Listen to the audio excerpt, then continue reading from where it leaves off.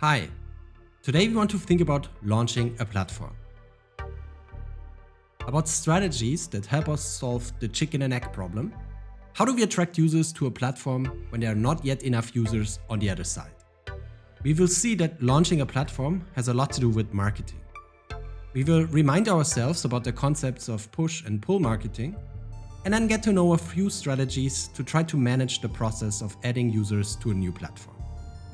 One of the key takeaways will be, pull marketing is more effective in a network world, the world in which platforms typically live. But let's not get ahead of ourselves. Let's first clarify a few concepts. Traditionally, firms would launch products using push marketing. A push strategy includes print and TV advertising, billboards, and so on. But as we shift away from linear communication channels, where the company simply pushes an advertising message in front of the consumers, and as people spend more time consuming user-generated content, effective push marketing becomes more difficult to achieve. It's simply not as easy as it used to be to get access to people's attention. Especially on social media and entertainment platforms, such as YouTube, there's unlimited content and messages about various products and firms. What's the solution then? Firms can try to move from a push model to a pull model of marketing. Instead of pushing your message to consumers, you try to pull consumers into your world, into your orbit. You try to make them talk about your product, and hopefully how much they like it. While push marketing is paid advertising, we can think of pull marketing as earned advertising. How does this relate to launch strategies in platform markets? Let's take a look at a few stylized examples, and then the link will become clearer. The first launch strategy I want to talk about is follow the rabbit. The idea here is simple. We make a mini version of the platform with selected participants just to demonstrate that the platform generates value. What are examples where firms used a follow the rabbit strategy? Take the chip manufacturer Intel.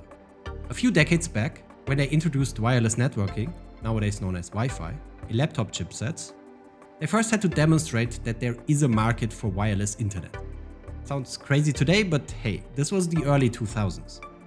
Intel partnered with a Japanese telecom company.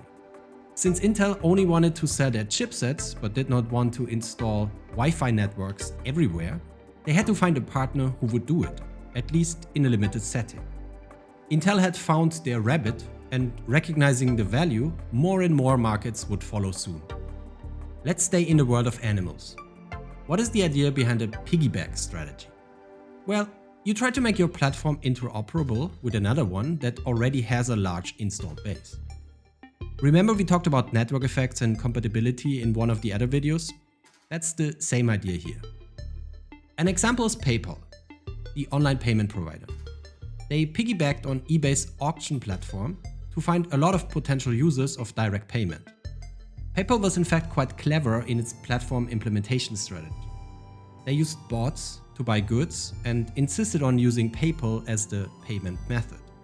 Of course, they did not have a warehouse to store all the goods, so they immediately resold them on eBay, again insisting on PayPal as the payment method.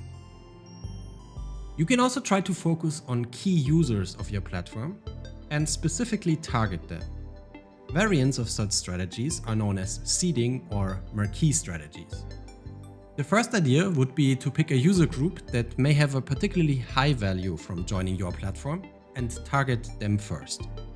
When Google launched their Android platform, they were offering incentives for app developers to join. The best apps would win prizes that would offset the investment costs. Once the platform grew and users were added on the other side, the benefits to app developers grew bigger, and Google didn't need to worry as much anymore about attracting more developers. The second idea would be to select a user group that provides the highest value to everybody else. When a new gaming console launches, the platform owners often try hard to make sure that the most successful games are available on their platforms. When Jay-Z launched his music streaming service Tidal, he removed his own music from Spotify and therefore created a reason for his fans to sign up for Tidal.